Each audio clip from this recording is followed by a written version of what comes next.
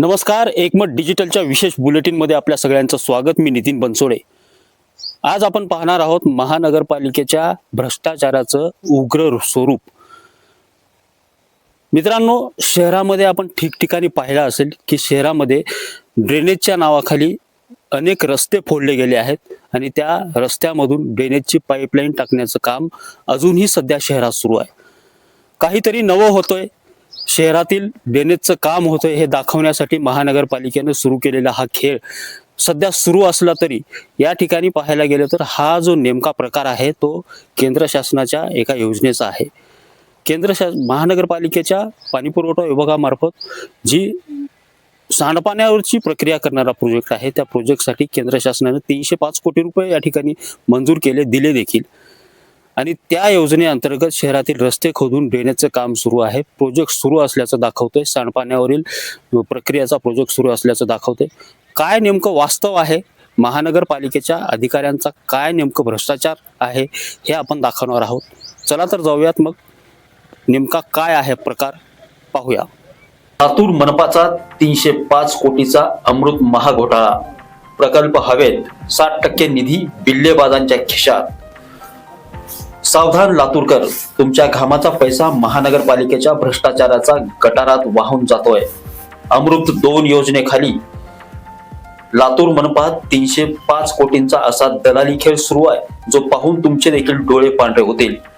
कागदावर शुद्धीकरण प्रकल्प उभा राहिलाय, 60% निधीही फस्त झालाय, पण जमिनीवर साधी विठी रचलेली नाही. जनतेला वेळात काढणाऱ्या या भ्रष्ट मनपा प्रशासनाचे वाभाडे काढणारा हा आमचा विशेष रिपोर्ट. मी सध्या उभा आहे लातूर शहराच्या दक्षिण भागामध्ये, म्हणजेच कवा येथील तळ्यावरती. लातूर शहर महानगरपालिकेच्या पाणीपुरवठा विभागाच्या वतीने सांडपाण्यावरती प्रक्रिया करण्यासाठी केंद्राचा एक मोठा प्रोजेक्ट या ठिकाणी घेण्यात आला. त्यामध्ये सांडपाण्यावरती प्रक्रिया करून हे पाणी स्वच्छ करण्यासाठीचा हा प्रोजेक्ट आहे.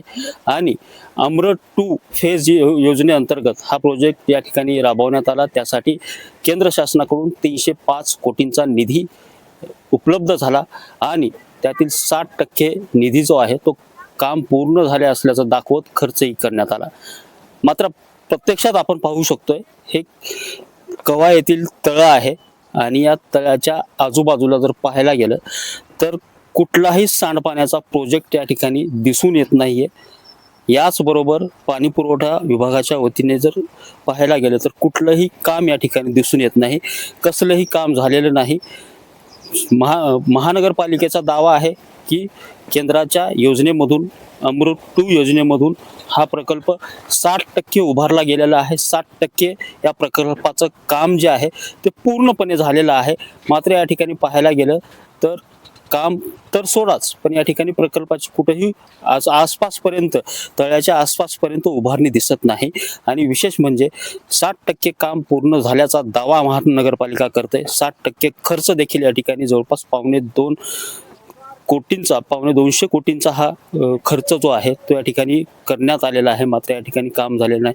आता अधिकाऱ्यांना विचारलं तर आता सांगतायत की आता जागा घेण्याचा हा जो कार्यक्रम आहे तो जागा आता घेतली गेली आहे, प्रकल्प पूर्ण करण्याचं काम सुरू आहे असं आता सांगितलं जातंय. मात्र हा प्रोजेक्ट जो आहे तो फेब्रुवारी किंवा मार्च पर्यंत पूर्ण करायचा आहे. आणि या प्रोजेक्ट अंतर्गत जे सांडपाण्यावरती प्रक्रिया करणारा प्रोजेक्ट आहे तो पूर्णपणे फेब्रुवारी एंडिंग किंवा मार्च स्टार्ट पर्यंत आपल्याला या ठिकाणी पूर्ण व्हायला हवा.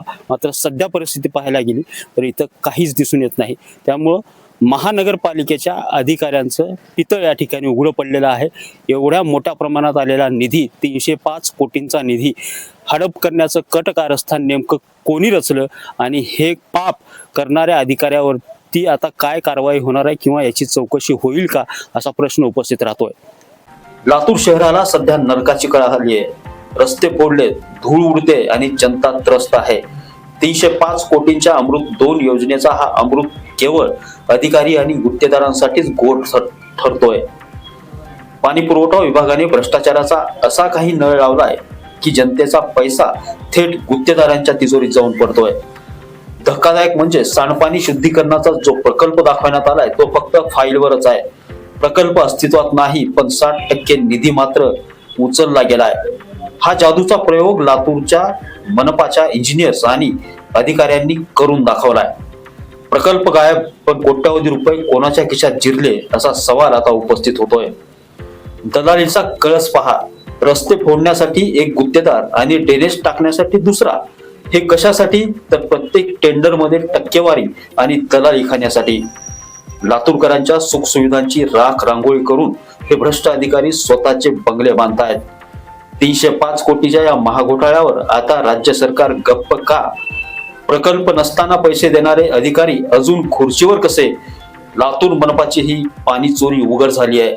आता प्रश्न आहे तो या महाठगांना जेलमध्ये धाडण्याचा. या बड्या अधिकाऱ्यांच्या जेलमध्ये पाठवण्याची कोणती योजना राज्याचे मुख्यमंत्री राबवतील का, असा प्रश्न या ठिकाणी उपस्थित होतोय.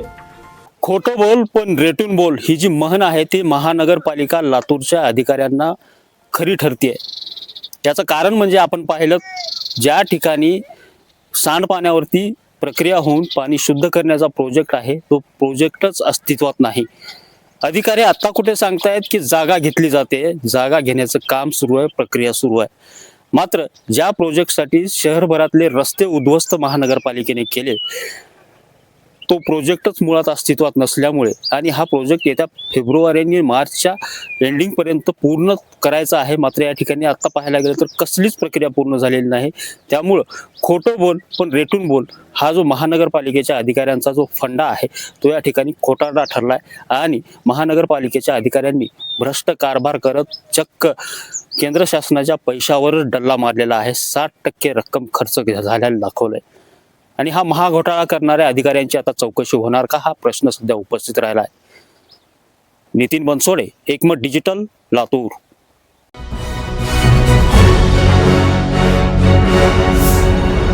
Thanks for watching Ekmat Digital.